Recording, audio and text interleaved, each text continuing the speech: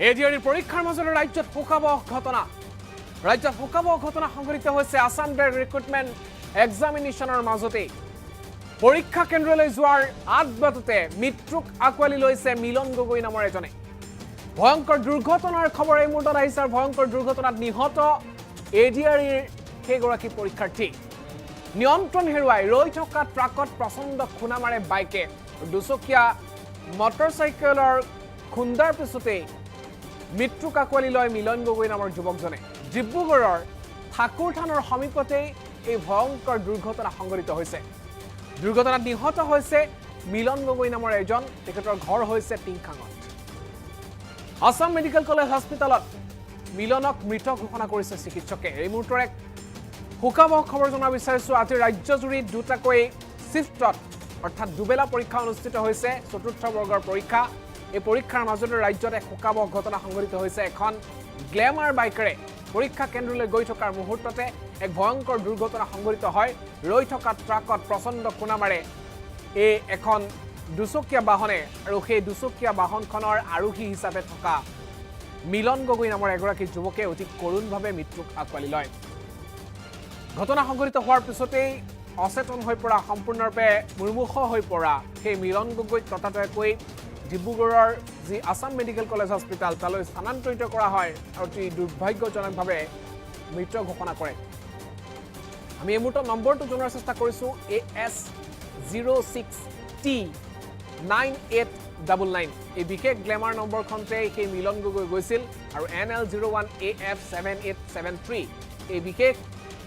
ৰৈ থকা ট্ৰাকখনত খুন্দা মাৰে পিছফালৰ পৰা আৰু তাৰপিছতে এই শোকাবহ ঘটনাটি সংঘটিত হয় এই ঘটনা সংঘটিত হৈছে ঠাকুৰ থানৰ সমীপত ডিব্ৰুগড়ৰ পৰা আহিছে ভয়ংকৰ দুৰ্ঘটনাৰ খবৰ নিহত মিলন গগৈৰ ঘৰ হৈছে টিংখাঙত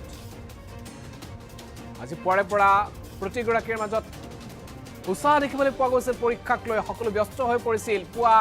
9 বজাৰ পৰা অনুষ্ঠিত হোৱা পৰীক্ষাক লৈ সকলোৱে সময়মতে পৰীক্ষা কেন্দ্ৰত উপস্থিত হোৱাৰ চেষ্টা কৰিছিল হয়তো কিছু সময় কম আছিল মিলন গগৈৰ হাতত তাৰ বাবে হয়তো কিছু গতিত মিলন গগৈৰ সেই দুচকীয়া বাহনখনে গতি লৈছিল কিন্তু সেই মুহূৰ্ততে নিয়তিৰ নিষ্ঠুৰ পৰীক্ষা দিয়া নহল পৰীক্ষা দি আগন্তুক সময়ত এগৰাকী অসম চৰকাৰৰ কৰ্মচাৰী হিচাপে নিজকে আত্মসংস্থাপন কৰাৰ সেই সপোন হৈ ৰল আৰু মিলন গগৈৰ আধবাটতে মৃত্যু হ'ল এই মুহূৰ্তত আমি দৃশ্যাংশ দেখুৱাৰ চেষ্টা কৰিছোঁ এই AS06T9899 নম্বৰ এই গ্লেমাৰখনে খুন্দা মাৰিছিল সেই ট্ৰাকখনক আৰু ট্ৰাকখনৰ নম্বৰটো আমি স্ক্ৰীণত আপোনালোকক দেখুৱাৰ চেষ্টা কৰিছোঁ এখন নাগালেণ্ডৰ ৰেজিষ্ট্ৰেশ্যন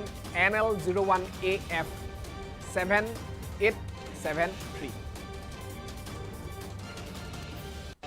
আৰু এই ঘটনা সংঘটিত হোৱা মিলন গগৈৰ ঘৰ হৈছে টিংখাঙত অতি শোকাবহভাৱে ৰৈ থকা ট্ৰাকত খুন্দা মাৰিছিল এখন দুচকীয়া বাহনে আৰু সেই বাহনখনতে আছিল চতুৰ্থ বৰ্গৰ পৰীক্ষাৰ বাবে পুৱাই ঘৰৰ পৰা ওলাই পৰীক্ষা কেন্দ্ৰলৈ গৈ থকা সেই মিলন গগৈ